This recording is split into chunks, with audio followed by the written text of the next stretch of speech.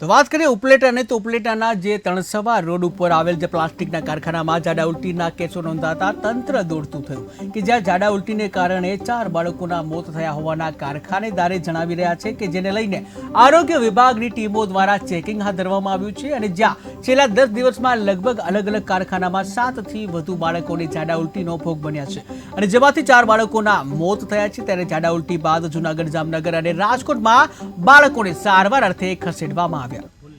ઉપલેટા તાલુકાના ગણો તણસવા રોડ ઉપર આવેલ પ્લાસ્ટિકના કારખાનાઓમાં કોલેરાના કેસો ધ્યાને આવતા શ્રી જિલ્લા મેજિસ્ટ્રેટ સાહેબ અને કલેક્ટર સાહેબ રાજકોટ દ્વારા તારીખ 23/6/2024 રોજ કોલેરા નિયંત્રણ અધિકારી તરીકે અમને નિયુક્ત કરવામાં આવેલ છે। જે અન્વયે ગઈકાલે પ્લાસ્ટિક એસોસિએશનના તમામ હોદ્દેદારો સાથે માનનીય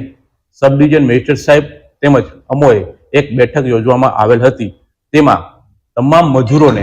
પ્રાથમિક સગવડતાઓ યોગ્ય રીતે મળી રહે, પીવાનું પાણી તેમજ ખાદ્ય પદાર્થો શુદ્ધ મળી રહે તે માટે સૂચનાઓ આપવામાં આવેલ છે તથા મેજિસ્ટ્રેટ સાહેબના જાહેરનામામાં જણાવેલ ઉપલેટા તાલુકાના ગણો તણસવા રોડ ઉપર આવેલ કારખાનાઓ તેમજ તેની આજુબાજુ 10 કિલોમીટરની ત્રિજ્યામાં મજૂરોને પ્રાથમિક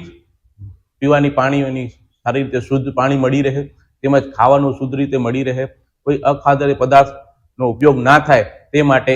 વહીવટી તંત્ર તેમજ અમો તકેદારી રાખવા કાર્ય હાથ ધરેલ છે। ઉપલેટા